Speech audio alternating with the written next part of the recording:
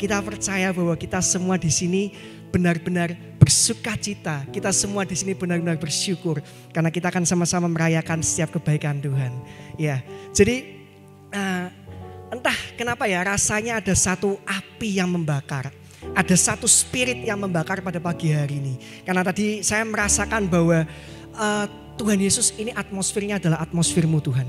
Aku percaya, kami percaya Tuhan bahwa Engkau yang menguasai setiap jemaat yang ada di tempat ini. Dan kami percaya Tuhan bahwa pagi hari ini Engkau akan menyatakan sesuatu yang luar biasa di dalam setiap kehidupan kami. Amin. Ya, jadi pagi hari ini saya berterima kasih buat kesempatan yang diberikan.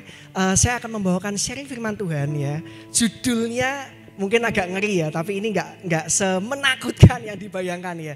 Judul yang diberikan pada pagi hari ini adalah Dapur Api.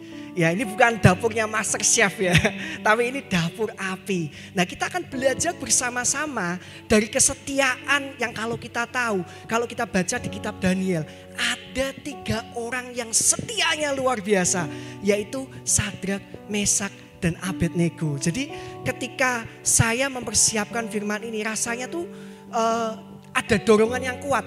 Oh, kalau mau berbicara kesetiaan, sebenarnya kita nggak perlu ngomongin kesetiaannya Tuhan. Kenapa? Karena Tuhan itu setia. Bahkan ketika kita tidak setia, Dia itu tetap setia. Ya, kita buka sama-sama terlebih dahulu di 1 Timotius 2 ayat yang ke-13. Ini buktinya. Ya, Alkitab sendiri yang berbicara bahwa jika kita tidak setia, Dia tetap setia. Karena Dia tidak dapat menyangkal dirinya. Nah, harusnya gini, daripada kita membicarakan kesetiaan Tuhan, lebih baik kita introspeksi terhadap diri kita. Sudahkah kita berlaku setia di dalam Tuhan, di dalam kehidupan kita sehari-hari? Dan rasanya ada dorongan yang kuat. Jadi ketika saya mempersiapkan sharing firman Tuhan ini ya, ada satu pengalaman yang menarik. Jadi ketika saya sedang berangkat ke kantor ya pada saat itu, jadi kalau saya sedang mempersiapkan firman Tuhan tuh rasanya kayak berbicara gitu. Jadi di pikiran ini kayak ada yang berbicara, seperti ada yang ngomong, kayak kita kayak lagi ngomong-ngomong. Dan saya baru kali ini dari tahun 2013 saya bekerja sampai saat ini baru kali ini mengalami yang namanya pengalaman apa? Lupa belok masuk kantor, jemaat sekalian. Karena saking excitednya di dalam mempersiapkan ini, saya sampai kebablasan itu. Jadi ya itu satu pengalaman yang menarik. Jadi saya percaya bahwa kalau Tuhan taruh sesuatu dalam kehidupan saya, Tuhan juga akan taruh sesuatu dalam kehidupan jemaat sekalian. Ya, kita akan mendapatkan satu pewahyuan yang luar biasa. Nah, kita berbicara mengenai kesetiaan ya. Kita tahu sudah dari minggu pertama kita diberikan satu kekuatan bahwa kesetiaan itu adalah merupakan karakternya Tuhan. Nah, kita di sini jemaat-jemaat yang dikasihi oleh Tuhan. Kita di sini adalah anak-anak Allah. Amin. Ya. Nah, kalau kesetiaan itu adalah karakternya Tuhan Yesus, yang harus kita pertanyakan adalah apa saat ini? Sudahkah kita setia? Ya. Karena kalau kita berbicara bahwa oh aku ini anak Kristus nih, aku ini anak Tuhan Yesus nih. Ya. Nah, cerminan kesetiaan ini ada enggak di dalam kehidupan kita? Kenapa? Karena kalau kita berbicara mengenai kesetiaan, kesetiaan itu bukan berarti hanya ditunjukkan dengan kita datang beribadah setiap minggu di tempat ini, ya, nggak pernah bolong. Tetapi kesetiaan itu harusnya tampil atau nampak di dalam keseharian kita. Kita melakukan firman Kristus di dalam keseharian kita. Kenapa? Karena belum tentu orang yang rajin ke gereja, orang yang datang ke gereja itu otomatis adalah orang yang setia. Belum tentu seperti itu, ya. Dan belum tentu juga orang yang suka jalan bareng nih. Kemarin sudah dibahas tentang beberapa pernikahan gitu kan, janji pernikahan. Belum tentu orang yang jalan bareng itu setia. Ya, jadi kita harus tahu. Kita akan sama-sama nanti akan belajar di sini. Nah, karena kesetiaan, ya saya mau mengatakan bahwa kesetiaan itu bukan berbicara tentang rutinitas. Tapi kesetiaan itu berbicara tentang loyalitas. Nah, ketika saya mendapatkan insight seperti ini ya, ini bukan hanya sekedar terima kata, ya, rutinitas, loyalitas ya, akhirannya tas gitu. Tapi saya percaya ada yang mau Tuhan sampaikan kepada saya dan kepada jemaat. Ya, loyalitas ini berarti apa? Loyalitas ini berarti pengorbanan. Nah, saya mau menguatkan jemaat sekalian yang ada di tempat ini. Berarti kesetiaan itu adalah merupakan sikap siap berkorban. Wis. Dan tetap percaya walau seakan-akan gak ada jalan keluar. Pegang ini baik-baik. Kesetiaan itu adalah sikap siap berkorban dan tetap percaya walau seakan-akan tidak ada jalan keluar. Kalau kita lihat contohnya ya, kita lihat siapa yang disebut dengan bapak orang percaya. Abraham. Ya, Abraham itu adalah salah satu contoh kesetiaan yang luar biasa. Abraham siap mengorbankan Ishak, anaknya yang tunggal. Bayangin aja, anak yang diperoleh pada masa tuanya, tetapi diminta oleh Tuhan.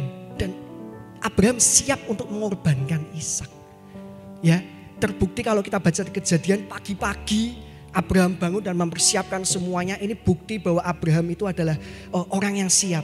Ya, ketika Abraham mengorbankan Ishak, ya, ada kemurahan Tuhan di sana. Amin. Ya, dikatakan ya ada lagu yang menarik ya. Dia buka jalan saat tiada jalan, dengan cara yang ajaib dibukanya jalanku. Apa buktinya? Kalau kita baca ya, Laut Merah. Ya, Laut Merah yang harusnya menjadi akhir dari perjalanan bangsa Israel ketika dia keluar dari Mesir ya. Tetapi dibelah oleh Tuhan Yesus Kristus dan menjadi awal perjalanan bangsa Israel bersama Tuhan Yesus Kristus. Nah, saat ini saya mau menguatkan jemaat sekalian bahwa pergumulan berat yang saat ini sedang kita alami ya, itu bisa saja menjadi akses buat kita mengenal siapa Tuhan kita. Berarti apa? Kita harus apa? Kita tetap setia. Ya. Nah, kalau kita ingat ya kemarin bulan lalu ya, Bapak Gembala sudah pernah menyampaikan bahwa ketika kita berbicara mengenai kesetiaan itu kalau dalam bahasa Inggris itu artinya adalah faithfulness. Ada kata faith di situ atau iman. Nah, masih ingat jemaat sekalian apa yang disampaikan oleh Bapak Gembala tentang iman itu? Iman itu berarti percaya yang spesifik, ya, yaitu percaya kepada siapa? Kepada pribadi Tuhan. Ya, bukan kepada yang lain, tapi percaya kepada pribadi Tuhan, kepada firman-Nya. Itu yang namanya adalah iman atau faithfulness atau kesetiaan. Nah, saya mau mengatakan di sini, ketika kita percaya pada Tuhan, percayalah pada Tuhan sepenuhnya, bukan seperlunya. Nah, ini kelihatannya berat ya. Wah, ini mulai menyadarkan saya. Saya tidak mau nunjuk mengajarkan jemaat ya, menyadarkan saya. Ya, karena seringkali kita ada area-area di kehidupan kita merasa bahwa kita tidak butuh Tuhan. Padahal setiap area kehidupan kita butuh Tuhan. Bahkan ketika kita bangun pagi, kita mau berangkat ke gereja atau kita mau berangkat ke kantor, kita butuh Tuhan di situ. Jadi saya mau mengatakan kita harus percaya pada Tuhan sepenuhnya, bukan seperlunya. Nah, saya pernah menemukan suatu quote yang bagus ya. Sebelum Tuhan Yesus menjadi tempat pengungsian pada waktu kesusahanmu, pastikanlah dia adalah tempat bersyukur pada waktu sukacitamu. Ya, nah ini seringkali yang kita belajar ya sama-sama. Jangan kita berseru pada saat kita mengalami kesesakan, tetapi kita membisu pada saat kita mengalami kelegaan. Nah ini yang seringkali ya terjadi ya. Kita manusia ya, kita harus sadar ini. Kita seringkali membisu ketika kita mengalami berkat, tapi kita berteriak keras ketika kita mengalami kesulitan. Ya. Nah, pada saat saya mempersiapkan firman Tuhan ini, rasanya ada dorongan yang kuat untuk coba baca kitab Daniel. Nah, di situ kita melihat bahwa di kitab Daniel itu ya, Daniel dan ketiga temannya itu adalah orang-orang yang menurut saya dia adalah orang-orang yang setia. Jadi kembali lagi kepada awal tadi bahwa bukan kesetiaan Tuhan yang harusnya kita pertanyakan, tapi kesetiaannya kita yang harus kita cross check setiap hari. Jadi Daniel dan ketiga teman-temannya ini merupakan orang-orang yang setia. Ya, jadi pada mulanya mereka berkomitmen ya, tidak mau menajiskan diri dengan makanan-makanan dan anggur yang diberikan oleh raja. Ya, jadi di situ mereka setia, mereka berkomitmen ya, hingga kesetiaan mereka yang membawa mereka ke dalam dapur api dan ke dalam gua singa. Ya, ini luar biasa sekali ya. Nah, poin yang mau saya sampaikan yang pertama pada pagi hari ini berbicara mengenai dapur api ya. Jadi dapur api ini seolah-olah ibaratnya kayak pergumulan kita saat ini. Ya, saya percaya jemaat-jemaat saat ini Saya sendiri juga mengalami pergumulan ya. Dan rasa-rasanya itu seperti berada di dalam api yang siap membakar habis kita. Tapi percaya, poin yang pertama ya, berbicara mengenai dapur api. Ada janji Tuhan di dalam api. Pegang ini baik-baik. Ya, kita buka sama-sama di Yesaya 4 ayat 1 sampai dengan yang kedua. Ya, dikatakan demikian. Yesaya 43 ayat 1 sampai dengan yang kedua. Dikatakan demikian, tetapi sekarang beginilah firman Tuhan yang menciptakan engkau, hai Yakub, yang membentuk engkau, hai Israel. Janganlah takut, sebab aku telah menebus engkau. Aku telah memanggil engkau dengan namamu. Engkau ini kepunyaanku. Apabila engkau menyeberang melalui air, aku akan menyertai engkau. Atau melalui sungai-sungai, engkau tidak akan dihanyutkan. Apabila engkau berjalan melalui api, engkau tidak akan dihanguskan. Dan nyala api tidak akan membakar engkau. Amin. Ya, jadi berbicara mengenai api pergumulan kehidupan kita ya.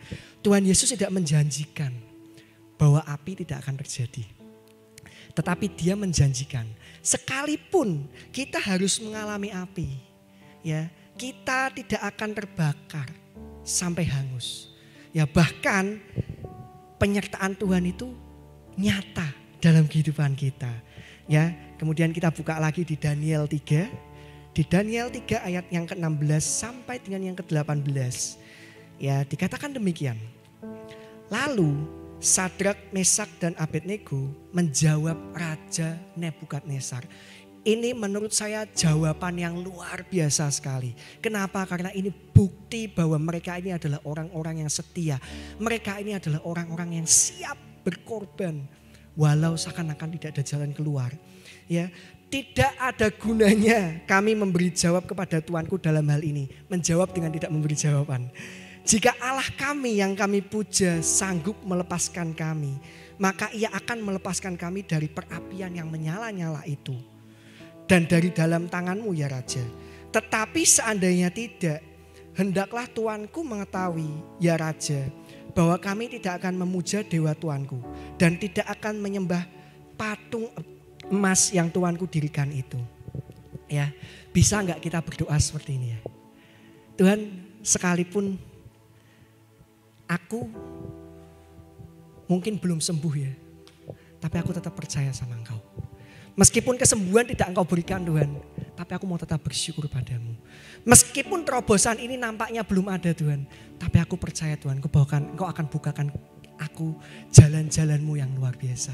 Bisa enggak kita jadi orang kayak Sadrak, Mesak dan Abednego ini yang dia berbicara sekalipun tidak ada alasan untuk kami menukar keselamatan kami dengan kesetiaan dengan Tuhan Yesus Kristus.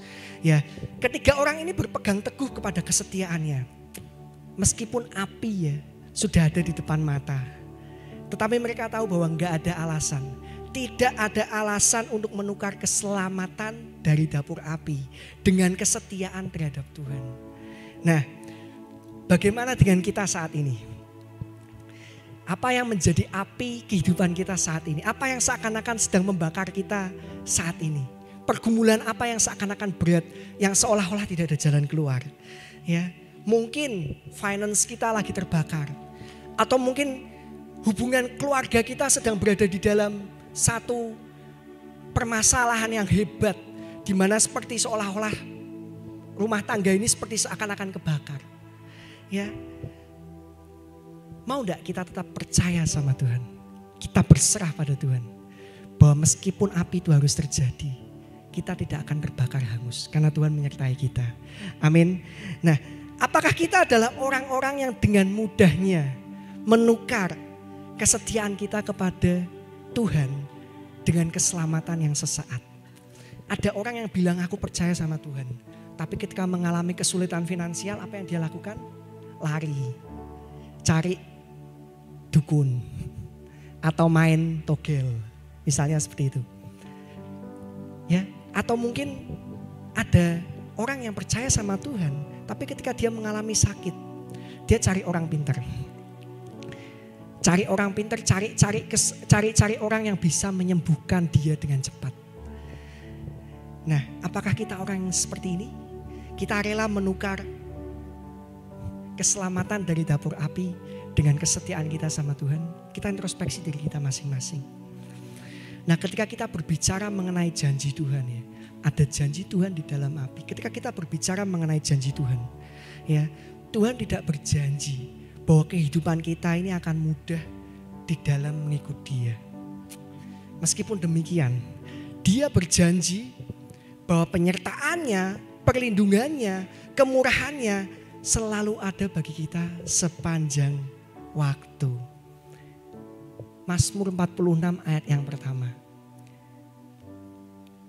Saya akan buka ini dari firman Allah yang hidup, FIH, terjemahan FIH. Dikatakan demikian. Allah adalah tempat perlindungan dan kekuatan yang selalu memberi pertolongan pada masa-masa kesulitan. Amin. Ini luar biasa banget ya. Kita nggak perlu ragu dengan kesetiaannya Tuhan. Ya, kita cross check diri kita. Kita percaya sama janji Tuhan. Ya, nah saya mengatakan demikian ya. Kenapa kita selalu berusaha mencari kemudahan kalau kemurahan Tuhan itu ada? Kenapa kita selalu berusaha mencari hal-hal yang mudah ya kalau kemurahan Tuhan itu ada? Sekalipun aku di dalam lembah kelam, aku tidak akan pernah takut. Sebab engkau besertaku, gadamu dan tongkatmu itulah yang menghibur aku. Bukan berarti lembah kelam itu tidak akan terjadi. Lembah kelam boleh terjadi. Tapi lihat di situ, kita berjalan bersama dengan siapa? Kita berjalan bersama Tuhan Yesus Kristus. Nah, saya ingin mengatakan, pencobaan terjadi bukan berarti ketiadaan Tuhan di dalamnya. Pegang ini baik-baik. Pencobaan terjadi bukan berarti ketiadaan Tuhan di dalamnya. Ya, Tuhan Yesus itu bisa merekarkakan semuanya itu untuk mendatangkan kebaikan bagi kita, yaitu untuk memelihara kehidupan kita bersama. Ya, jadi saat kita mungkin pada hari ini mengalami pergumulan apapun, mungkin bukan berarti karena kita tidak setia. No. Ya, jangan terus diartikan bahwa aku lagi ngalami masalah nih, apa aku enggak setia ya. Kemudian kita tanya sama orang, nah ini yang saya kurang cocok ya ketika saya tanya sama orang, kemudian orang itu berkata, oh ya mungkin kamu kurang doa. Oh ya kadang mulai jadi Tuhan ya, mulai justifikasi. Ya salahnya sendiri kamu tidak berdoa misalnya. Oh ya salahnya sendiri kamu tidak perpuluhan. Jadi istilahnya berkatmu habis terus. Ya jadi ini justifikasi yang bagi saya menghindarkan ini. Karena belum tentu pencobaan-pencobaan terjadi dalam kehidupan kita adalah karena kita tidak setia. Bisa jadi mungkin karena kita setia. Ya contohnya siapa? Ya contohnya Sadrak, Mesak dan Abednego ini. Kesetiaannya luar biasa. Ya gak mau makan hidangan raja, bahkan siap diadu. Siap diadu sama orang-orang yang dimakani oleh makanan raja. Ini dietnya nih hebat ini kalau kita baca ya. Dietnya hebat. Ya perawaan mereka bisa bagus-bagus. Nah ini orang yang setia. Siapa lagi contohnya? Ayub. Dia orang yang setia. Ya. Kenapa? Di dalam kesetiaan kita, Tuhan Yesus itu pengen kita menjadi lebih murni. Ini loh. Ya Tuhan Yesus pengen kesetiaan kita yang paling murni. Yang lebih murni. Kenapa? Karena ketika kita murni, ya kemurnian itu akan membuat kita menghindari dan menolak godaan-godaan yang akan mencemari atau melemahkan karakter kita. Yaitu kesetiaan kita terhadap Tuhan Yesus Kristus. Coba kalau kita sudah menang terhadap satu pergumulan ya, kita akan jadi orang-orang yang kuat. Itu tandanya apa? Kita siap untuk menghadapi pergumulan yang selanjutnya. Amin. Bukan berarti pergumulannya nggak datang. Oh ini enak banget lah kalau pergumulan satu selesai semua beres gitu. Ya mungkin kita sudah berpulang ya kepada Bapa di surga. Ya, tapi gini, ketika kita lewat terhadap satu pergumulan, kita menang dalam hal itu, harusnya itu menjadikan kita kuat. Ya. Nah, saya mau ngambil satu quote ya dari Charles Spurgeon ya. Ini dikatakan demikian. God has given no pledge that he will not redeem and encourage no hope that he will not fulfill. Charles Spurgeon. Bahasa Indonesianya apa? Tuhan tidak memberikan janji yang tidak bisa ia tebus atau tepati. Dan tidak akan mendorong pengharapan yang tidak akan ia penuhi. Ini Tuhan kita loh. Ya, mau enggak kita tetap stay on track. Meskipun saat ini kita mengalami api, seakan-akan api itu terjadi dalam kehidupan kita. Mau enggak kita tetap stay on track. Ya bahwa kita percaya. Meskipun aku tidak merasakan pertolongan Tuhan. Tetapi aku tetap mau setia. Karena Dia adalah Allah yang baik. Kita harus jadi orang-orang yang demikian, jemaat sekalian. Ya, kemudian poin yang kedua dari dapur api itu. Yang pertama ada janji. Kemudian yang kedua, ada perlindungan Tuhan di dalam api. Wah, ini luar biasa. Ketika saya baca ini, saya rasanya, wow, Tuhan kau dahsyat banget ya. Seringkali kita berharap bahwa mukjizat itu terjadi di luar api. Berharap agar Tuhan menyelamatkan kita, langsung lepas, gak perlu lewat pergumulan ya. Tanpa kita harus melalui api ataupun badai. Tapi ternyata bagaimana kalau mukjizatnya itu malah terjadi di dalam api. Ya, saya mengatakan demikian. Meskipun api harus terjadi, perlindungan Tuhan itu pasti. Pegang ini baik-baik. Meskipun api harus terjadi, tapi perlindungan Tuhan itu pasti. Buktinya apa? Kita lanjut ya, di Daniel 3 ayat 20 sampai yang ke-25. Ini bagus banget. Dikatakan demikian. Ada yang saya tekankan di sini ya, di dalam ayat ini ya. Nanti akan saya sebutkan. Kepada beberapa orang yang sangat kuat dari tentaranya dititahkan untuk mengikat Sadrak, Mesak, dan Abednego. Dan mencampakkan mereka ke dalam perapian yang menyala-nyala itu. Lalu diikatlah, ini garis bawah ya. Lalu diikatlah ketiga orang itu dengan jubah, celana, topi, dan pakaian-pakaian mereka yang lain. Dan dicampakkan ke dalam perapian yang menyala-nyala. Karena titah raja itu keras, dipanaskanlah perapian itu dengan luar biasa. Sehingga nyala api itu membakar mati orang-orang yang mengangkat Sadrak, Mesak, dan Abednego itu ke atas. Bahkan orang yang angkat mereka itu meninggal, jemaat sekalian. Ya. Tetapi ketiga orang itu, yakni Sadrak, Mesak, dan Abednego jatuh ke dalam perapian yang menyala-nyala itu dengan terikat. Garis bawah di sini, dengan terikat. Kemudian terkejutlah Raja Nebukadnezar itu lalu bangun dengan segera. Berkatalah ia kepada menterinya, bukankah tiga orang yang telah kita campakkan dengan terikat ke dalam api itu? Jawab mereka kepada raja, benar ya raja. Katanya, tetapi ada 4 orang yang kulihat ngapain? Berjalan-jalan dengan bebas di tengah-tengah api itu. Mereka tidak terluka. Dan yang keempat itu rupanya seperti anak dewa. Wow, ini luar biasa ya. Saya mau ngambil quote dari Stephen Furtick yang berkata demikian. Sometimes God has to let your situation look humanly impossible so He can reveal Himself as the God of all possibility. Terkadang Tuhan seakan-akan membiarkan situasi kita terlihat tidak mungkin secara manusia. Sehingga Tuhan dapat menyatakan diri bahwa Ia adalah Tuhan dari segala kemungkinan. Bayangin ya di sini. Ya, kalau kita renungkan firman Tuhan ini ya. Ketiga orang itu enggak hanya selamat di dalam api, ya, tetapi mereka juga bisa berjalan dengan bebas di dalam api. Ya. Kalau kita perhatikan ya, tidak ada yang hangus terbakar sedikit pun.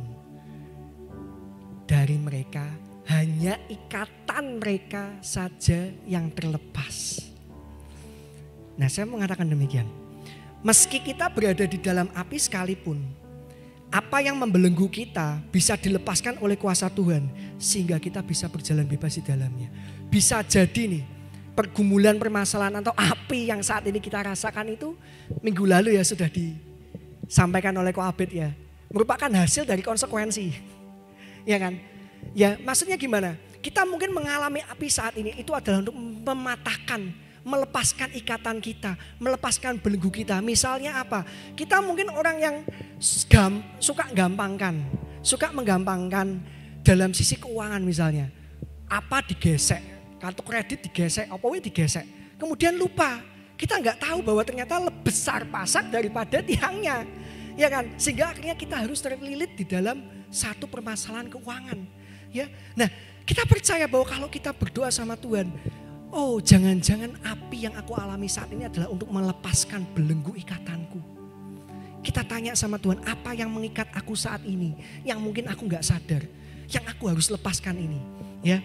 Dan saya mengatakan demikian ya, tidak ada yang bisa membelenggu orang-orang yang setia kepada Tuhan. Bayangin, Sadrak, Mesak, Abednego adalah orang yang setia. Dia komplit dikasih baju, dikasih semua ya, dijegurnya ke dalam dapur api, diikat ya. Hanya ikatan mereka yang terlepas ya. Kalau kita baca di sini ada insight yang luar biasa. Nah, kita seringkali mungkin kita berhenti berjalan saat kita sedang mengalami pergumulan permasalahan ya. Karena kita merasa, waduh, ketoknya semuanya ini sudah sia-sia. Kelihatannya semuanya ini sudah sia-sia. Gak mungkin, gak worth it, no way out, gak ada jalan keluar. Ya, sedangkan sebenarnya itu Tuhan sangat ingin kita setia berjalan dengan Dia melewati pergumulan kita saat ini. Karena bisa saja dari pergumulan kita yang saat ini itu menghasilkan panggilan Tuhan. Ini luar biasa banget. Ya, bisa berjalan dengan bebas di dalam api, enggak terbakar sedikit pun. Ya, waktu dulu pabrik ngalami kebakaran ya, bulan 1 September 2020. Saya ikutan evakuasi di situ, itu ngeri, panasnya luar biasa, ya, dan banyak orang yang sesak nafas di situ, ya, sampai ada puskesmas itu, beberapa puskesmas itu ngirim ambulan di situ untuk bantu, kalau sampai ada yang sesak nafas itu dibantu oksigen ya. Jadi saya waktu itu ikut membantu evakuasi pabrik waktu kebakaran, itu rasanya aja tuh ngeri, apalagi bayangin Sadrak, Mesak dan Abednego ini di dalam dapur api, jemaat sekalian ya. Nah, saya mengatakan demikian ya. Enggak ada tempat sedalam apapun bagi Tuhan untuk menggapai kita. Enggak ada api sepanas apapun bagi Tuhan untuk menyelamatkan kita. Ya. Our deepest moment is an advantage to deepen our foundation. Maksudnya gimana? Momen-momen terburuk yang kita miliki, momen-momen terendah yang kita miliki, pergumulan masalah yang terberat yang kita miliki, yang sedang kita alami saat ini, itu adalah satu kesempatan untuk kita bisa menguatkan fondasi kita, yaitu iman kita, kesetiaan kita. Ya, saya selalu mengatakan demikian bahwa saat kita mengalami pahitnya proses kehidupannya, disitulah kesempatan kita bisa merasakan manisnya cinta kasih Tuhan Yesus Kristus. Ya, jadi jangan menyerah jemaat sekalian, kita tetap setia. Ya. Kemudian yang terakhir yang saya mau jelaskan di sini ya. Yang ketiga, ada promosi Tuhan setelah api. Ya, ini yang luar biasa ya. Ada janji Tuhan di dalam api, ada perlindungan Tuhan di dalam api, dan ada promosi Tuhan setelah api. Daniel 3 ayat yang 30 dikatakan demikian. Lalu raja memberikan kedudukan tinggi kepada Sadrak, Mesak dan Abednego di wilayah Babel. Happy ending. Ya, Sadrak, Mesak dan Abednego mendapatkan kedudukan yang tinggi di wilayah Babel pada waktu itu. Ya, jadi kita sama-sama pelajari di sini bahwa promosi ternyata ya, promosi tanpa proses itu adalah halusinasi.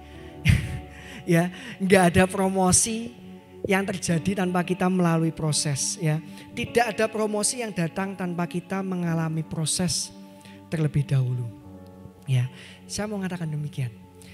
Setia di dalam Tuhan Yesus itu tidak meniadakan proses. Tetapi setia di dalam Tuhan Yesus itu membuat kita kuat di dalam kita menjalani proses. Setia di dalam Tuhan Yesus tidak menghasilkan jalan pintas. Enggak ada jalan pintas, api harus kita lalui. Tetapi setia di dalam Yesus Kristus itu akan mendatangkan jalan-jalan yang tidak terlintas di dalam pikiran kita. Kenapa? Karena bagi Dialah yang dapat melakukan jauh lebih besar daripada apa yang kita pikirkan dan daripada apa yang kita doakan. Pegang ini baik-baik. Ya. Nah, a faith that can be tested is a faith that can be trusted. Ya. Iman yang dapat diuji adalah iman yang dapat dipercayai. Oh, ini benar banget. Ya, ketika kita lolos dari ujian, berarti kita adalah orang-orang yang bisa dipercayai.